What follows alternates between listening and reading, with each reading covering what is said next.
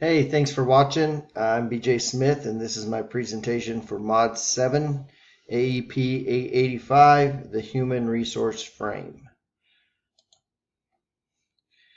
Hey, the Human Resource Framework of Leadership the video started out making sure that the resources are allocated correctly, which is important for morale in a school.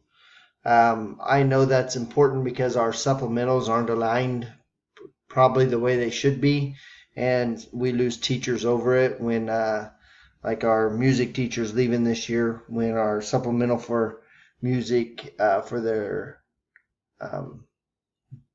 musical is really low compared to like other things like middle school spelling bee. The human resource framework has a goal of aligning the organization and human needs. It is important to point out that the human resource frame feels leaders in a school setting are servants and catalysts. They are there to help the school meet the needs of the organization, which means they're there to fulfill the needs of the vision, the school's vision. The key assumptions are organizations are there to meet the human needs. People and organizations need each other. When there's a poor fit between the people and organization, all will suffer and become victims. When it's a good fit, both the people and the organization will thrive.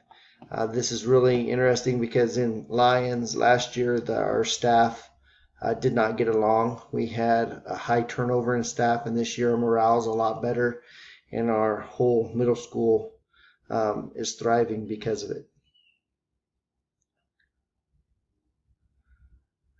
What I took from this video is this is a study of all the stakeholders working together toward a common vision.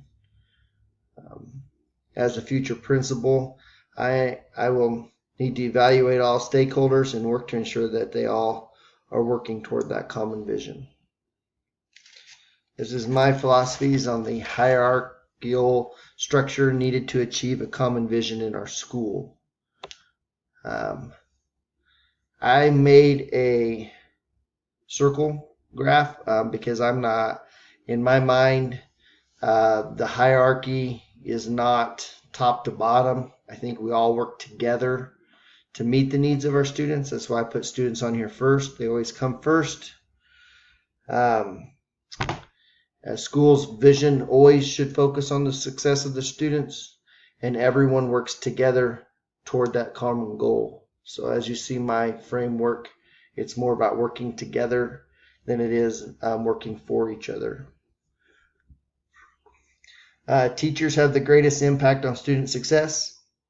They must all work toward a common vision. I saw that last year where teachers had their own visions instead of a common vision, and our students suffered because of it. And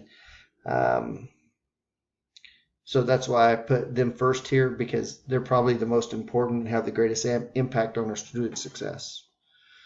Parents must work directly with the teachers. We have the parents that we have in our community are the parents that we have. So communication is a key to get our parents on board and work toward that common vision.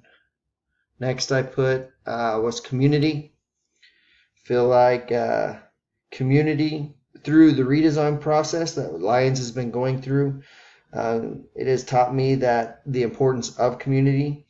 There to support you or to fight against you. And so you need to communicate with the community. That way you have their support. That way they fight with you, not against you. Alumni. To me, alumni is an important part of the community because your alumni are the ones that have the school spirit and the pride outside your building. And if they have good experiences in school, then they want their kids to have good experience. If they did not, they want you to work toward making their experiences better. So they're an important part of the community. That's why I have them aligned with the community. Custodians, they go off on their own. They have a great impact on our school's atmosphere. I was a former custodian, and some things I learned from the job is that custodians allow us to make their jobs more difficult. Sometimes as teachers we forget that, because they look at what is best for the students, and sometimes what's best for the students is not best for them and their job. We had a project-based learning that went on in one of our classrooms where they were cutting boards, and sawdust was everywhere, and the custodians worked with that teacher to make that happen, and that was not easy for our custodians. They also have a unique relationship with the kids, and a lot of times in our building, our kids will take their successes and show them to the custodians first before they even go home. And so they have, that's great support for our kids too. Maintenance must work very closely with the custodians. And if I feel like if you have maintenance low on your list, you need to consider these 2 questions.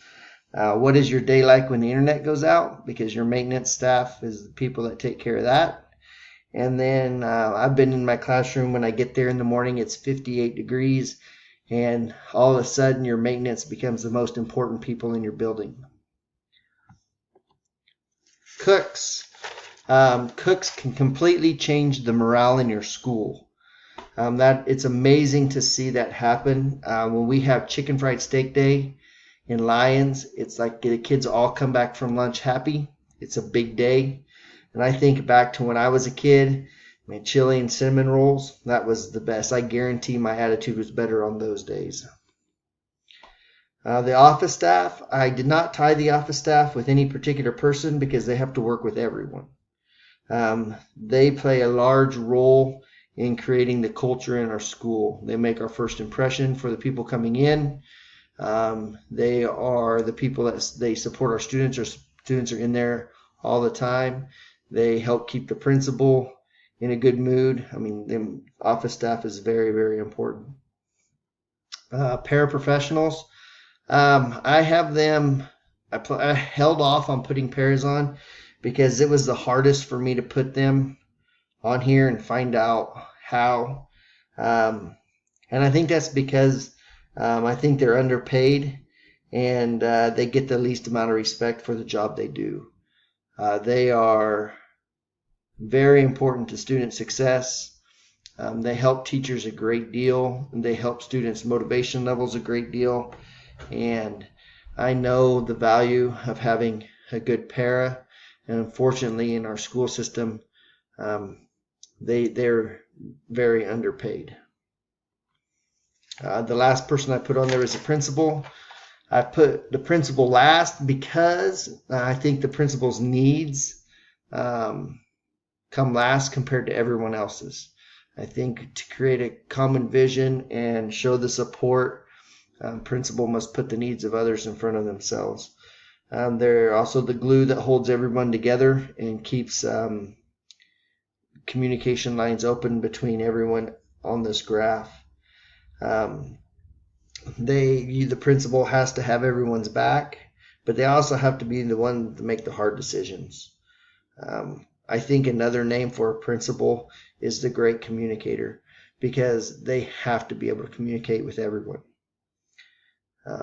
My last slide is this is the why statement that Lyons Middle School came through with the redesign process.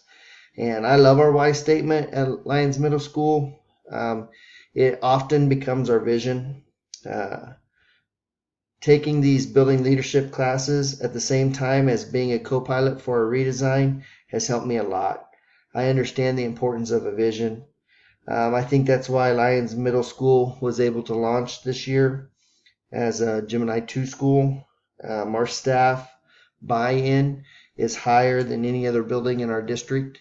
And it's because of our why statement. Whenever we feel like or start to have some animosity between groups in our school, this always comes up, and we all sit back and think about our students' needs and put them first, and that helps a great deal in this process.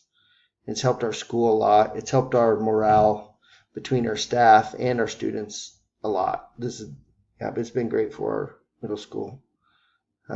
Thank you for your time, and next time.